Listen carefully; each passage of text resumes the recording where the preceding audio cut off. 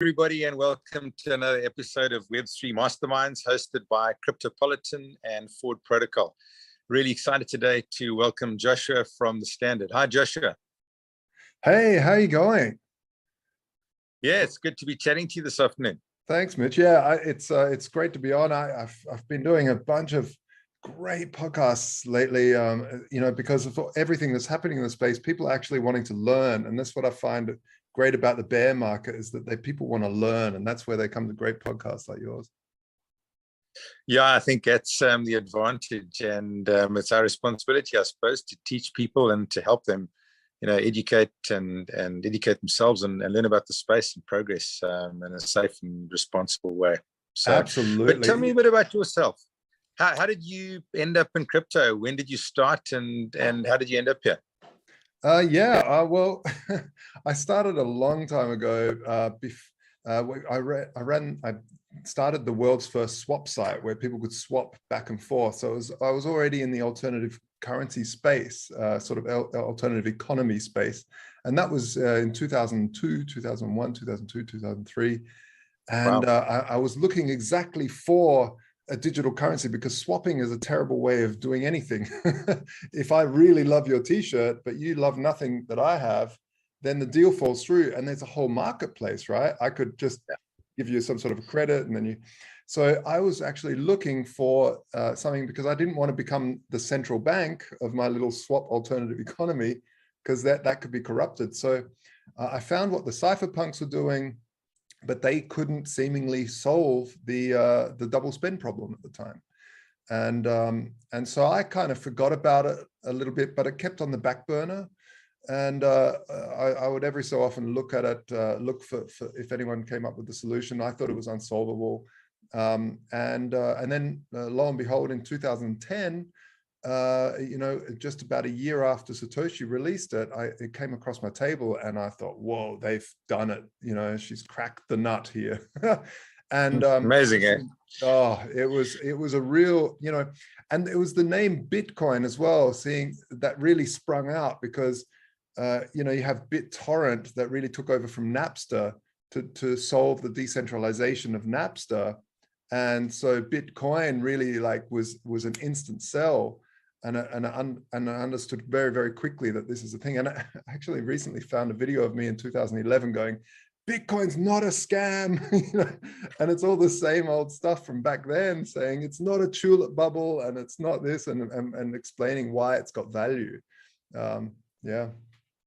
Gee, it's crazy. I mean, if you think about it now, I mean, there was a bubble at $300 and then a bubble at like 3,000 and now it's dropped to 30 and people are saying, is it a bubble? What's going to happen? And yet the bubble just gets higher and higher and higher, and the value accrues, and more people start using it. And so yeah, it's incredible, isn't it? Yeah, if you haven't sold, like if you've held for about 4 years in any time in Bitcoin, then you would have made quite a substantial profit. So that's what I generally tell people is to cross average in. Don't go straight for some crazy coin that your uncle's brother's dog's owner told you about. Really just buy Bitcoin to start with and understand it first, because there's so many scams out there. Yeah, I think it's a good way to really get started and to start your education with the sort of gold standard of currencies or cryptocurrencies. All the rest in to follow. Yeah. And it's a good way to get your feet wet without losing your shirt. Yeah. So absolutely. Good advice there. Yeah. Good advice there. This is the other thing with cryptocurrencies is because there's so many scams, and I see it like that governments have protected citizens for so long from themselves. By not allowing them to invest in new startups easily. You have to be an accredited investor. There's so many ways to stop people from losing their money. But the problem is they've forgotten what scams look like. And this is really, really prevalent and obvious in the crypto space, where the most ridiculous nonsense, like you send me 1 and I'll send you 10 back, actually works with people. And either they have to touch the flame and go, okay, that's what a scam looks like. Oh, right, I get it now. or they need to see, people like Forward Protocol, organizations like Forward Protocol that actually go out there and teach people what these, what scams look like, but also what opportunities look like, how they formed, why is it an opportunity, how to find those gems. And I think that's really key in this unregulated, crazy Wild West of the internet, is really self-regulation, finding and educating the market rather than forcing a certain aspect. Because as soon as you force regulations onto people not to get scammed, what happens is you get big players cornering the market by building up regulations to stop any new competition coming in and competing with them. And so this is a really key part of that sort of anarchic nature of cryptocurrency. Yeah, it's interesting though, because I think you could almost divide the, I suppose, the global population into people that have access to resources and currencies and can, they're included in basic financial services. And then you have the have-nots that really do exist on a bartering type system, where they actually are scared to utilize their national currency because it's too valuable and they need some sort of alternate. And I think that's what excites me about this whole space is, yes, I think people in developed countries are going to make a lot of money and they'll do well and they'll learn about it and what have you. But when it really becomes something that can change somebody's life fundamentally and they have a means of exchange, then it's really cool. And I think that's what I'm really excited to chat to you about the standard, because you touch on all the different sort of currencies. And I want to dig into that a little bit and understand the sort of core of what you guys are putting together. Maybe you could give us a bit of a background on your project and what it stands for and what you guys are looking to achieve. Yeah, sure. So because I've been in Bitcoin for so long, I noticed the very early days, the very first exchange called Mt. Gox back then collapsed in an extraordinary and very famous now way. And after that, it was actually a string of different services that have been hacked. So after that, my brother and I sat down and thought, how do we create the most transparent exchange in the world so people could always audit us? And also, how can we create a counter asset that can be allocated to the user and not to the bank? So what I mean by that is, when you put money in a bank or an exchange puts money in a bank, it's actually not legally your money. It's on the balance sheet of the exchange. And even worse, it's actually owned by the bank. So the bank could go bust or the exchange could go bust, and the liquidators be there, eating away at your money if anything happens. So we thought, how do you have a counter asset? So we created Vaultoro back and started coding it in 2014. And in 2015 launched. It's one of the oldest running exchanges that have never been hacked. And that's right. And really what the difference was there, to trade between Bitcoin and physical allocated gold, fully insured and audited in a Swiss vaulting facility. And it meant that you could trade, if Bitcoin's up a bit or you feel it's going to go lower, you buy gold instead of going back to fiat, and it's sitting in a vaulting facility. You can go pick it up, or you can trade it back to Bitcoin when you wanted to. And what was beautiful about this was that for the first time, you could be totally bank independent. But secondly, what we started to notice was, hey, there's $5 trillion worth of bullion sitting in vaulting facilities around the world doing two things, very important things: holding value very well, but also one that's not so important is just gathering dust. So how do you get that value and bring it into the DeFi space so people could leverage that? And also, how do we create a stable coin that's actually not pegged to, that's not like priced in gold? Because if you ask a person, hey, how much is a bottle of water in grams of gold? What? I don't know. I know how much it is in dollars, in euro, in rand, in shekel, in yen. I don't know how much it costs in gold. So how do we create a voluntary gold standard, but peg that to the price of a fiat?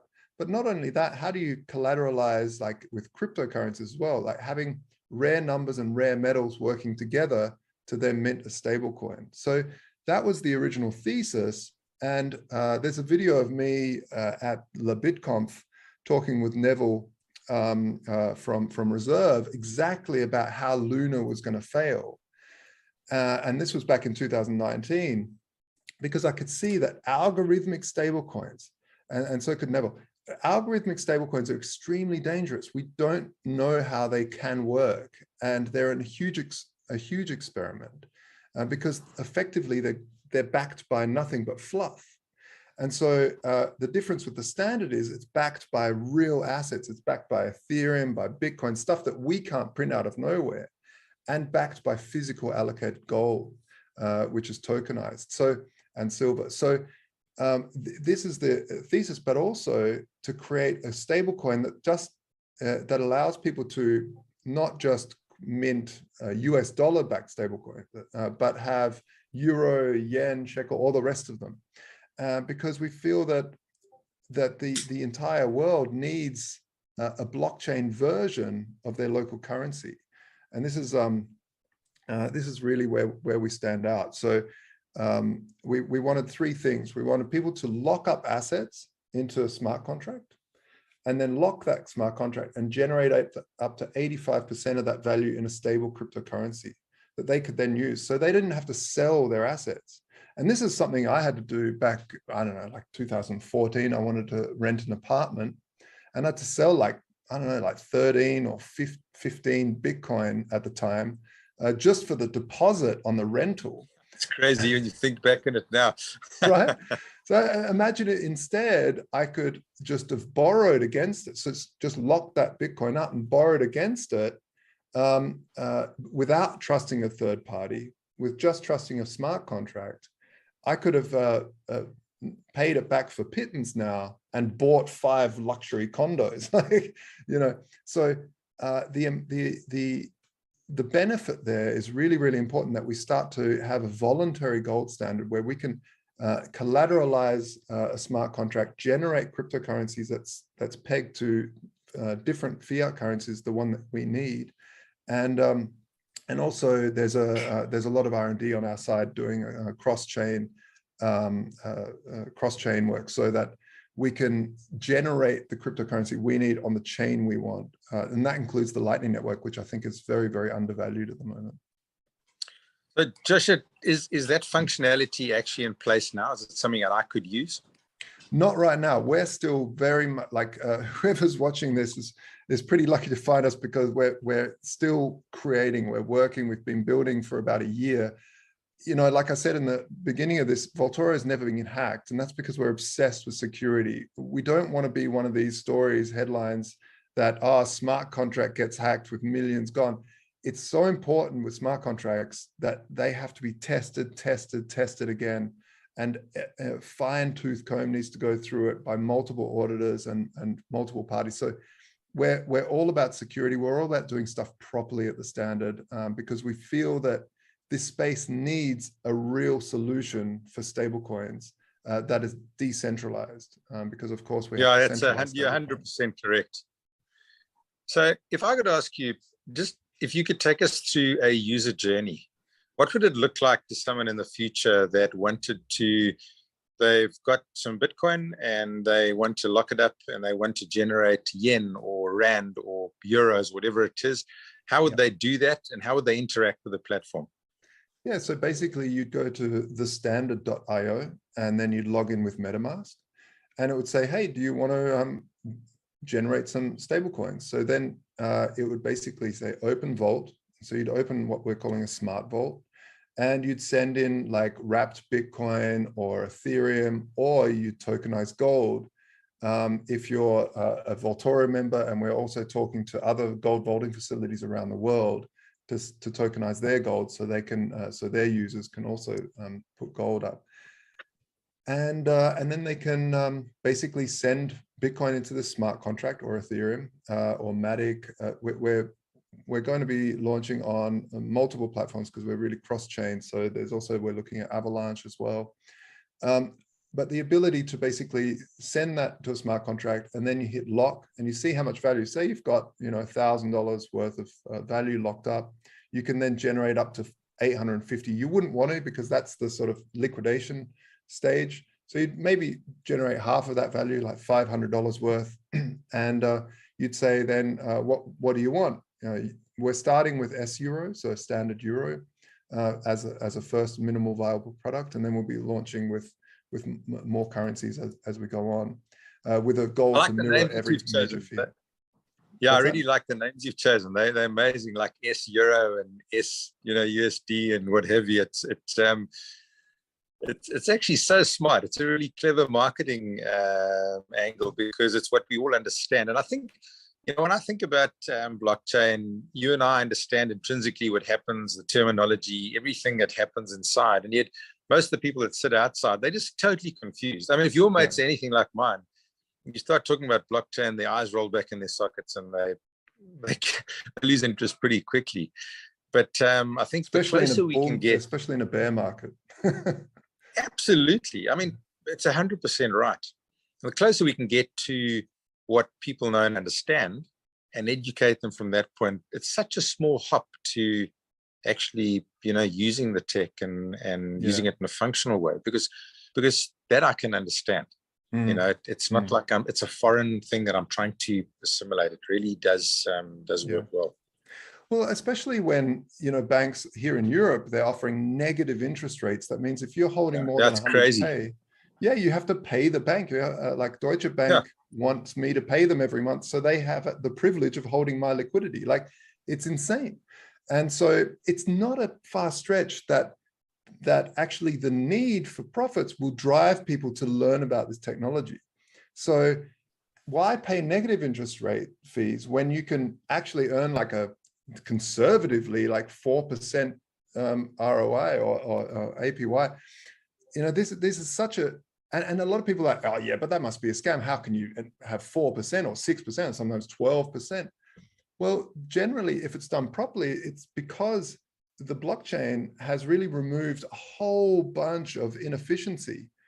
Because when you put money in a bank, they basically then lend it to the next person who shifts the paperwork to someone else, who pays someone else, and it keeps shifting down the line until it gets to the market maker, who will then speculate with it, hopefully make some profit. Let's see.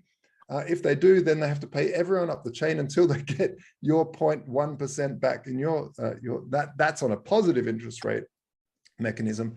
And the DeFi really removes all of that and allows people to put money directly in an automated market maker, which just does the work for you and puts it in these pools and allows people to trade and adds liquidity to the network. And it's all amazing stuff. And this is why we've seen things like the SEC, who haven't really understood DeFi, go after Coinbase for daring to offer a 3% APY. And they're like, how are you doing that? It must be scam. No, it's basically removing those inefficiencies. And I'm pretty sure that some of the regulators are also very scared, because a lot of the regulations are written by the legacy banking system. And if people start to realize that they can actually earn a way higher yield without much risk, of course, there's always risk, but without that much risk, especially if you're dealing with stablecoins, because there's no impermanent loss there, then why wouldn't you do that? Of course, you don't want to touch unstable coins like Terra Luna and stuff like that. But it's interesting, because I think, especially in the bear market now, you see more and more pressure coming from shareholders, because they want, the companies they invest in to hold Bitcoin in their balance sheets, and because they realize that exposure to that sort of an asset does give them, a head start against many of the traditional assets that we see that are listed.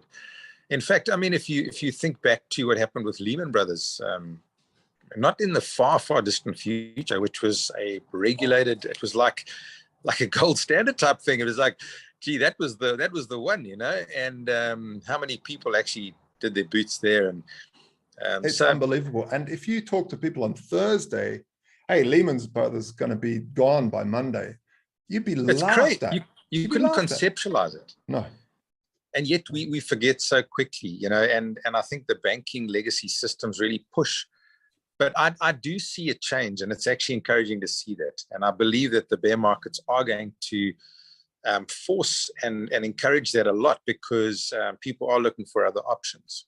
We need other options. I mean, with negative interest rates, what's happening in the stock markets, etc., it's just not viable to park your money in places like that anymore. Yeah, and there's a big shift. There's a big shift globally towards different, there's always different pressure points of different world orders, whether it's the American world order and the Chinese ones on the rise, or there's always these shifts and push and wins. So, and I believe one of them is actually the online world, the cyberspace. I don't like to say metaverse. I'm going to stick to good old-fashioned cyberspace. This is really an economy of its own, especially in the crypto market. It's an order of its own, and it's a disorder order. So it's kind of a very, very interesting space to watch. Yeah, so I want to dig into a little bit more about what you do, and let's talk about the standard token. Maybe you could just give us a couple of sentences on what it is and what it's actually used for. What's the utility? Yeah, so the standard is a whole bunch of stable coins, right, that are fully collateralized and allows people to do that, exactly what I explained before. But how does it get governed? How does the system start to make adjustments to certain things? So one of the things that we worked on very closely is there's MakerDAO right now. There's MakerDAO, and it allows you to do a similar thing, except it's only on Ethereum. It's like a $10,000 minimum, and there's only $1 stable coin. And there's an interest fee, and we don't believe that there should be an interest fee on a base level that an economy should be built on. So we've put a lot of work into building a system where there's zero interest fees, but initially the interest is what would pay the TST holders, and the TST holders stake to also adjust rule sets, and there is 0% interest. But if there is a decoupling or some sort of black swan event, we might need to lift that for a day or two, and stuff like that. So they're very important, but there's also a reward for holding TST, because every time someone mints a token or mints a stablecoin, there's a small fee charged on that, and that goes to TST holders. That's airdropped to TST stakers. And they also, vote on improvement proposals. So we have an improvement proposal mechanism. So you could say, hey, we want to incorporate this, ABC Bullion company over here. They've got a large storage of gold, and all their users are desperate to get into the space. Then our users would make a proposal, the TST stakers, and basically they would look through, does the company have auditing certificates? Are they fully insured? How transparent are they? And all this sort of thing. And they say, okay, give them the go ahead. And that would help the protocol then tokenize that gold and bring it on and bring it into the DeFi space. So there's all these sorts of things, and they get rewarded for participating in the system, in the governance system. So if I wanted to become part of that DAO and participate in the governments or what have you, how would I engage? How would I get some coins? How do I stake them? And what would I do to become part of that ecosystem to contribute? Because I'm really interested in what you've explained, and I want to utilize this functionality, but I see there's an opportunity outside with a bullion vault or something like it. How would I engage? Yeah, so we're launching what's called an initial coin, an initial bonding curve offering, which is basically allows people to buy the first S-Euro under spot at 80 cents. So it's kind of like a discount curve where they come in, they buy it at 80 cents, and the more volume that comes in, that discount disappears until it reaches a 1-to-1. And that's to initially fund the liquidity needed to peg the euro. And then what we do, we buy that liquidity off them, but then we allow people that have that S-Euro to basically bond it into liquidity pools, and through that bonding, the second bonding mechanism, they can receive TST tokens at a really nice rate. So that's how we'll be doing it. There's also, by joining the community, we'll have bounty programs and stuff, so people can, if they're great graphic designers, or they're funny and they make memes, or they're writers, or they're developers, everything that a community needs, because really this is a DAO, this is a decentralized autonomous organization. So There are all sorts of different ways that we're promoting people to get involved, and that's really how that's working. So yeah, I definitely would recommend people go to our Discord. Just go to thestandard.io and have a look for the Discord link, and also Telegram if you're a Telegram person. I just like Discord a little bit more because it's more organized. Telegram's just a constant stream of people chatting. That's right. There's a lot going on in Telegram. Yeah. You mentioned earlier a smart vault. Yes. And we all understand what vaults are, where you keep your bullion, your money. But what is a smart vault? So a smart vault is effectively a smart contract. And I'm guessing your viewers are quite switched on about what a smart contract is. But for those that aren't, it's basically the difference between a smart contract and a computer program is that a computer program, you have to trust one machine. You have to, one program runs on one computer, and you can't really trust that with money, with making decisions about money, because that computer program could have a virus, or that computer could have a virus, I'm sorry.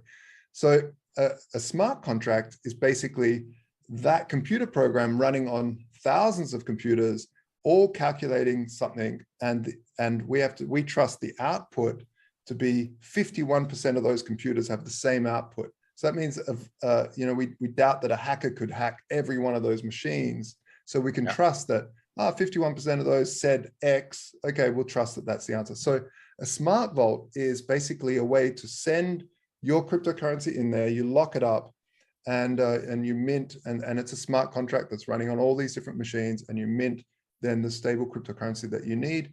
And let's say that that the collateral starts to drop. We've also got a function in this smart vault to automatically switch to gold. So let's say the contract, you've got Ethereum in there at $1,000, and you've borrowed like 700, and it's dropping down like crazy, Ethereum, and it's going to it drops to almost liquidation. And what liquidation does is it liquidates the collateral that you've got, and basically sells it to people staking TST for under spot price, so under market value. And so what the whole function of that is to basically take S-Euro off of the market, because the whole point of the system is that there's always more collateral, more actual value backing the system than there are S-Euros floating around. So how do you do that if the value is dropping? Well, you need someone to buy back S-Euro, burn them for buying back the underlying collateral. And so that's what TST holders also do. So it's a really great opportunity to buy cheap crypto if you hold TST. And so yeah, a smart vault is a way to do these sorts of functions. But if you're a borrower, you don't want to get liquidated, and we don't want people to get liquidated. So we're trying to minimize that as much as possible. So one of the functions is to allow people to flick a switch to say, okay, if the underlying collateral, let's say ETH, is dropping too quickly, automatically switch it to gold. Now, gold can also be dropping. It's also an asset that's free floating. It's all fluctuating. It's all fluctuating, but it's definitely not as volatile as Bitcoin, Ethereum, and some of these cryptos. So yeah. That's interesting. And obviously, in your system, you have custodians and you have independent custodians. How do they function in the ecosystem? Yeah, so we have two things. We have independent custodians. So they might be someone like Pax Gold, who have already tokenized something. Or there's also like real estate companies that are tokenizing real estate. So then you can borrow against that.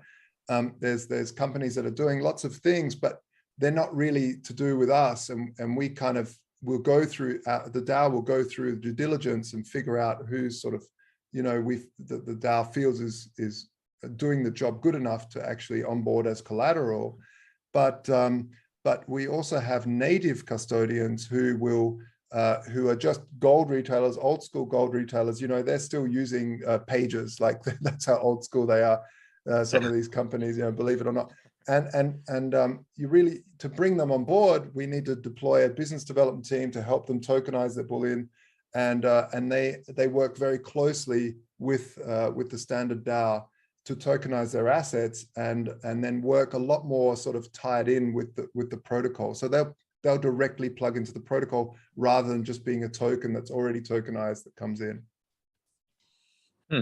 So essentially, if I'm understanding correctly, what you're building is infrastructure that will allow, depending on the DAO governance and the input from the community, to expand the liquidity and bring in assets to underpin stablecoins as they grow. So you bring in the euro first, and then you might bring in USD and yen and British pounds, etc. So once that base infrastructure has been validated and proven to work, it allows that to expand so that other people can, take advantage of what you're offering. Is that correct? That's absolutely right. And a lot of planning's got into place about how to roll this out. So our first rollout is obviously within the ecosystem, within the DeFi space.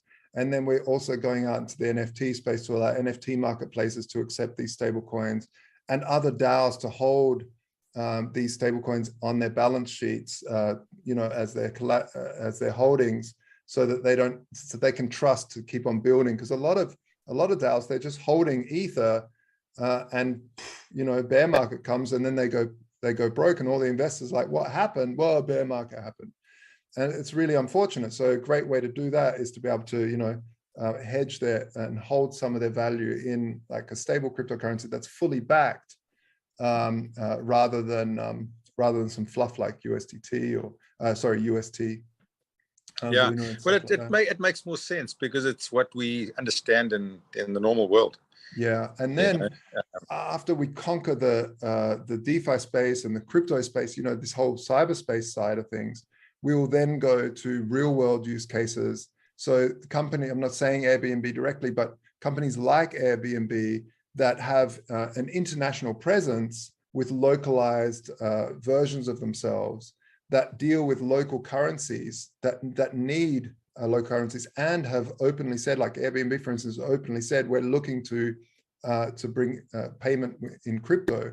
The problem is, I'm pretty sure they don't want to do volatile assets. They'd rather deal in stable coins that are good to go. Yeah. Well, it makes sense. And I relate to what you're saying because it's exactly what we think about it forward is creating infrastructure. Like on our side of the coin, if you look at the industry, there's so much inflation in the industry because everybody is like spending hundreds of thousands of dollars trying to build like something new. I mean, if you had like a SQL database, you're not going to go and build a new one. You're just going to use the one that's there and build your application and go from there. And yet we don't really do that in this space. We do to a degree, but and I think with what we believe is you build the infrastructure, give people a leg up, allow them to come and basically launch off the work that you've done, give them a much shorter route to market, lower the barrier to entry, take away the long development timelines, and you get so many more applications spawning and happening, and newcomers coming in.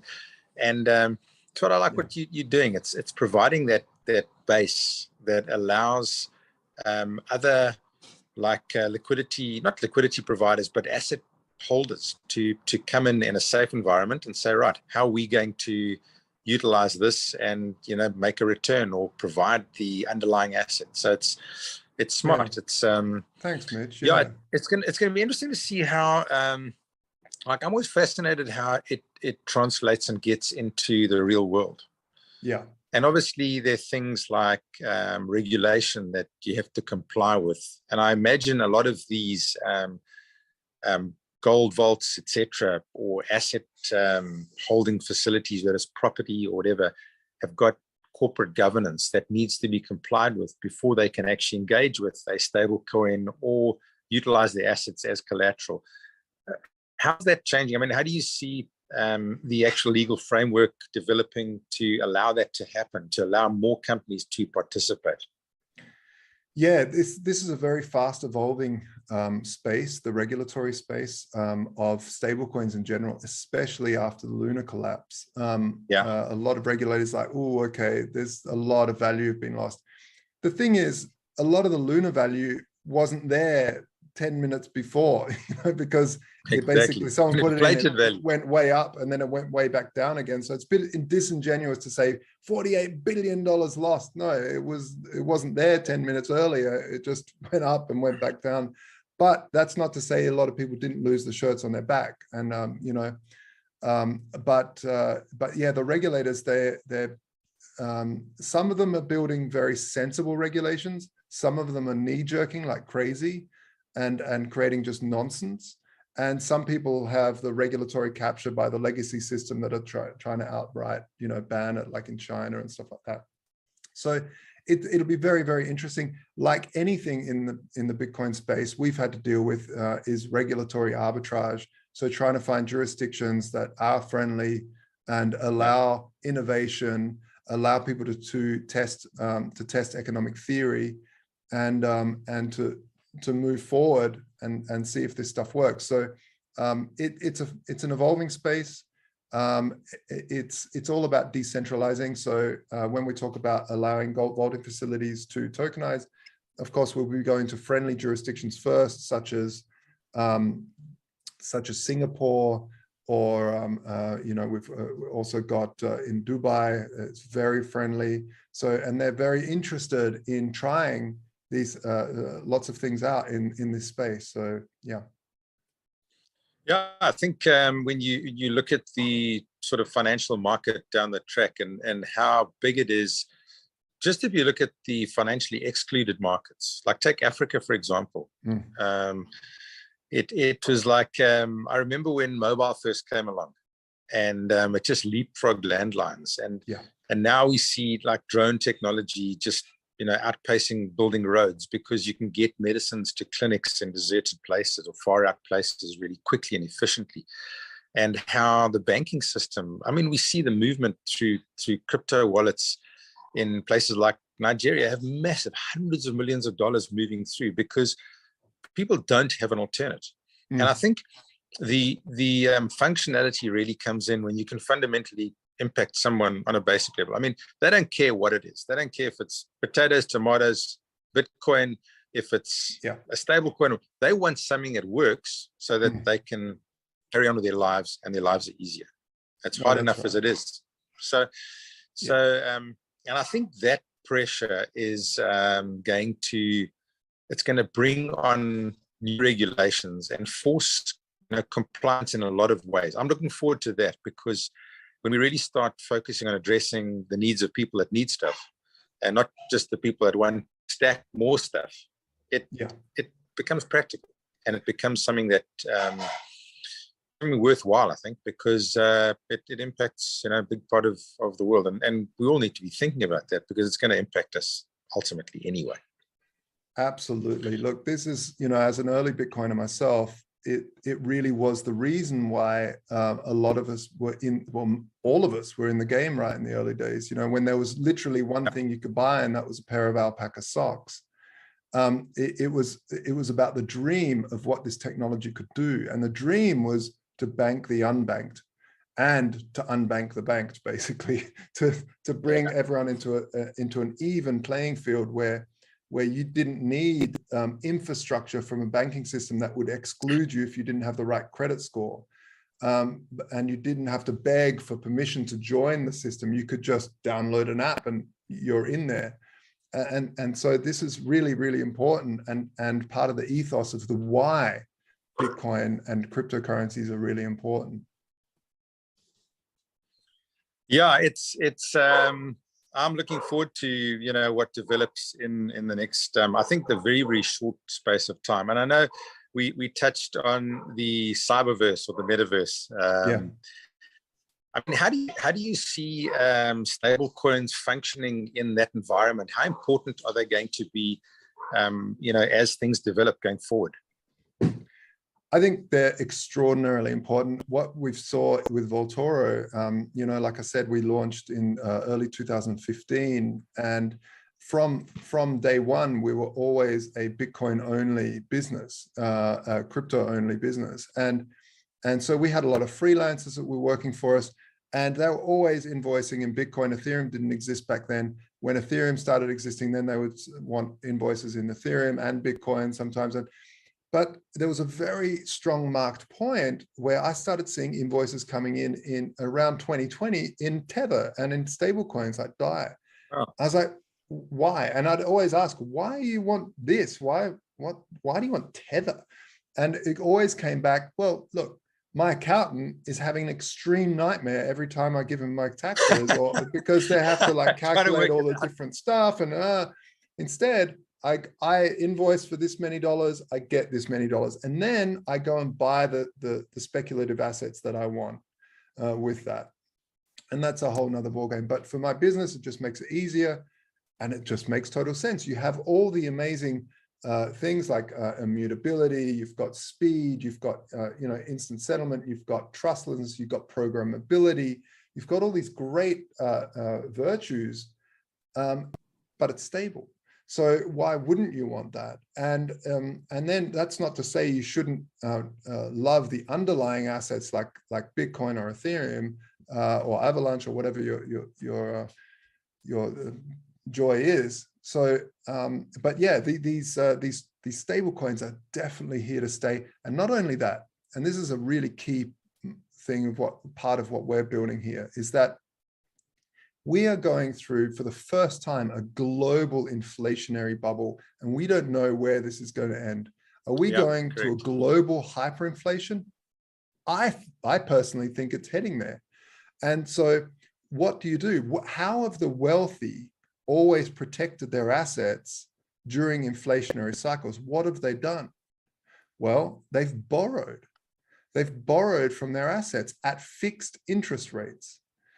So what does that mean? It means that you put a collateral and you borrow more to buy stuff, right? Let's say you buy a car, and but you've borrowed that money. Now that's the value of a car. It's like $30,000, and but in like 5 years' time or 6 years' time, whatever it is, maybe $30,000 buys you a carton of milk. So now effectively you've bought a car with a carton of milk. Hopefully your earning potential is kept up with inflation, but generally, you don't want to buy like depreciating assets like cars, although in hyperinflation, nothing is depreciating in terms of assets. But a better thing would be to buy property. So the wealthy have always bought property, and then paid off that property on pennies on the dollar, because the inflation has just allowed them to do this. But it's very key to have fixed interest when you're doing this. And sadly, if you look at some of the hyperinflationary bubbles that have happened, when things tend to collapse, everything collapses, everything gets reset apart from the loans. So sometimes it doesn't work. Sometimes the banks say, no, we're just going to adjust your loan for the new monetary regime that we're putting in place. But some of the times, it doesn't. And sadly, some of the times, a lot of the times it heads to war and stuff like that during hyperinflation. Yeah, especially in developing places, it's crazy, how it just really can get out of whack, so that people on the ground have got just no alternative. I mean, it's nuts. So I just want to ask you, there are obviously some big bottlenecks that you see that stand in the way of what the work you guys are doing, and in really in the way of adoption, where this technology can become useful to the wider audience, like 1 billion people that people talk about. What do you see as some of the bottlenecks, and how do you think they can be removed? I think one of the biggest bottlenecks is trust, and we saw that as early Bitcoiners trying to tell people like, Bitcoin, check it out, it's amazing, and they're like, what? I don't know, what is that? When it comes to money and trying to convince people that something is money, it's very, very difficult to do that because there's a lot of trust involved. And then when you get situations like the Luna thing that happened, people lose a lot of trust in this new technology. And this was at the time what happened in Bitcoin too, and why we started Vaultoro, because a lot of these exchanges and wallets and things were being hacked. So we thought we need to stand up to the plate as good actors in this space and really build something properly. And so that we see the same thing now, is that we need to build proper stuff that's built on sound ideas and not just fluff. And secondly, we need to have really good user interfaces. It needs to be super easy. We like to call it grandma friendly. We don't want any, the Steve Jobs was amazing at this. This is one thing. He's absolutely incredible. Incredible, right? Yeah, amazing what he put together, the simplicity of it. It's beautiful to take something as complex as a computer, which at the time when jobs started had no screens, they were just switches, and have the dream of having computers without a user manual, that when the user turns it on, they just intuitively know what to do. And of course, it's never perfect. There's some people, my mum, God bless her, is one of these that still has trouble. But you know, it's all about that drive to head towards that area where it's very intuitive. It uses different ways that you look at something and go, oh yeah, that's intuitive. I know what to do here, and make that happen. So that's the second thing. And the third thing is really network effects. So tying into businesses that have large networks and allowing them to be the spread of a certain technology, allowing people to easily pay their bills in S euro, in S rand, in whatever currency the liquidity they're borrowing in or minting in, and backing things like combining with the legacy system, allowing people to spend S euro with their debit card, like a Visa debit card or something, because that network is already there. And exactly. So these Super things practical. are the things we're thinking about a lot. How do you get the S euro onto cards so that they can spend it? So that way, hey, I've borrowed, I've saved a little bit. I don't need to sell my savings. I can just lock it up and borrow against it at 0% interest. And we're also seeing other use cases where people might have mortgages that are quite high in interest rates, and they can actually go and borrow from themselves, pay off their mortgage, and have 0% interest. So these sorts of things are just an absolute game changer for normal people. Yeah, it makes a massive, massive difference. Jeez, I mean, I think what you're doing is fascinating, Joshua. I've really enjoyed chatting to you. And we're just about up with our time, but maybe you can just take a couple of minutes just to wrap it up, give some final thoughts. And I'd actually love to catch up with you in the future again when you guys are a bit more developed, and just see the progress you've made. I'm certainly going to be watching you. But over to you, man. Last couple of minutes. Yeah, thank you very much. Look, I think the biggest advice I can give everyone is to really step back when you're seeing opportunities and take a look at what's being built. And in terms of trying to find projects that are good in this space, learn how to read really the basic side of GitHub, just to see how much action's happening there, and then sort of equate marketing hype versus action in Git and stuff like that. The other thing is to really see, is there a need for this project? And also then to look at things like things that have failed, like Luna, and see how did they fail, why did they fail, and make sure you don't fall into those traps, because people will try these things over and over again. And so keep yourself educated, keep on top of the game, and yeah, if you want to keep watching what we're doing, definitely head over to the standard.io. We're just about to launch a new website, which is really, really exciting. We've got like 20 people working now with us, and it's just happening faster and faster. So we're hoping to launch in August. So come over and join us on the Discord and on the Telegram if you're into the Telegram thing. Magic. Thanks so much, Josh. I really appreciate your time, and good luck with the project. Thanks, Mitch. Cheers, mate. You too.